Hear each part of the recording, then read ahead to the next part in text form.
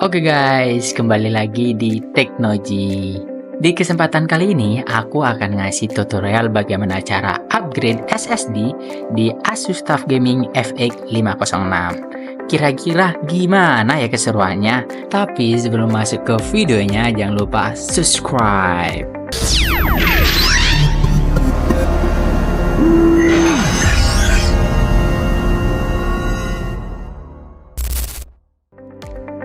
Oke guys, untuk awal pemasangan dari SSD ini kita perlu menyiapkan yang pertama itu ada obeng, dan kita harus menggunakan juga penyongkel HP untuk membuka back cover dari Asus kita. Nah, di sini aku menggunakan SSD copotan dari Lenovo. Nah, untuk serinya itu aku lupa ya kemarin karena ini pembelian secara online, dan ini merupakan SSD bekas ya, bukan baru. Ini copotan orinya.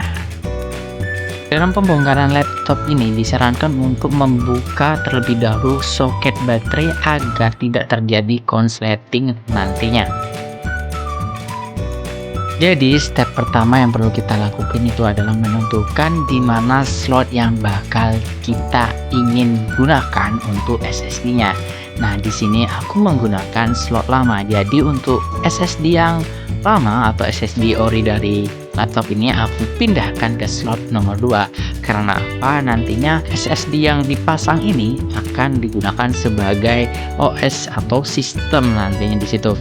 Posisi dari soket nomor 2 itu ada di samping baterai, tepatnya di atas hard disk. Itu di bagian sini. Sebelum itu di sini sudah disediakan untuk baut dari slot nomor 2. Di sini langsung saya buka dan let's go, kita lihat gimana pemasangannya. Oke teman-teman, untuk cara pemasangannya itu cukup simple ya, tinggal kita paskan dalam soket SSD-nya. Di sini kita tidak perlu terburu-buru atau gerusa-gerusu, tinggal pelan-pelan aja. Diusahakan untuk pemasangan bautnya itu presisi. Sebelumnya di bawah ini ada kabel yang menuju fan atau kurang tahu saya itu untuk kabelnya. Menurut saya takut dan rawan bersentuhan dengan SSD-nya. Jadi aku pindahkan dulu untuk bagian jalur kabel ini keluar dari SSD-nya. Bisa kita lihat ternyata untuk kabelnya itu merupakan kabel dari sound yang ada di sebelah kanan. Jadi ini aku cabut, aku pindahkan di seberang dari baut SSD-nya agar nantinya tidak bersentuhan dengan SSD-nya dan tidak terjadi konslet.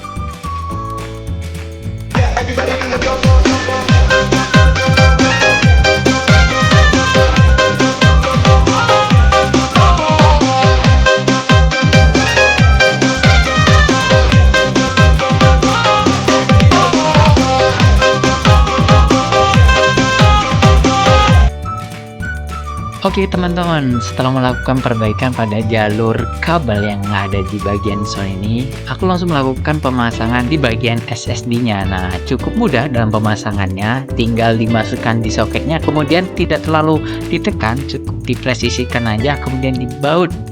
Sesuaikan dan jangan sampai terlalu pincang maupun terlalu longgar.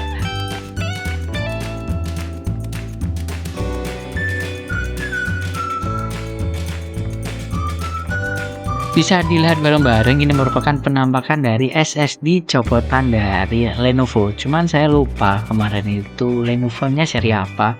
Tapi yang terpenting itu seri gaming juga. Cuman saya lupa seri berapa. Nah, di sini aku melakukan tes untuk melakukan pemasangan di soket SSD yang nomor 1. Itu terasa kurang presisi.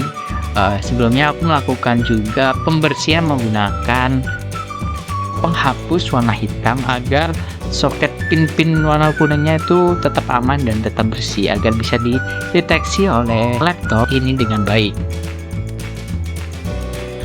Lanjut, aku langsung melakukan pemasangan untuk SSD barunya. Nah, pemasangannya itu sama dengan sebelumnya di soket sebelah kanan, dan saya langsung menggunakan untuk pembungkus atau pengaman dari SSD yang lama di SSD yang baru nih. Setelah melakukan pemasangan tuh langsung dibaut aja pelan-pelan dan nggak usah terburu-buru dan nggak usah terlalu keras juga.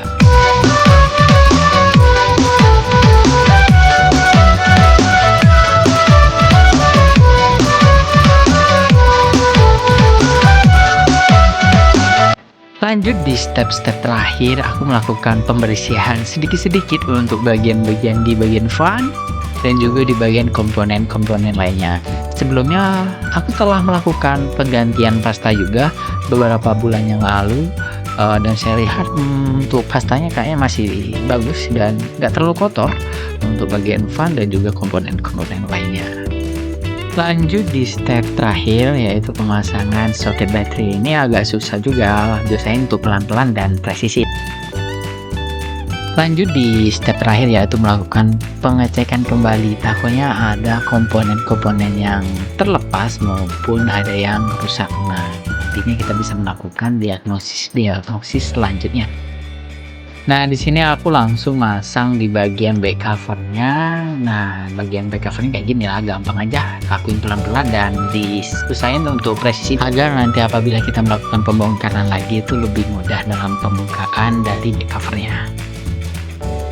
Di step terakhir aku melakukan pengecekan apakah harddisknya telah terdeteksi dan memiliki hal atau kesehatan harddisknya itu sesuai. Di sini untuk kesehatan dari harddisknya ada di kisaran 96 sampai dengan 95.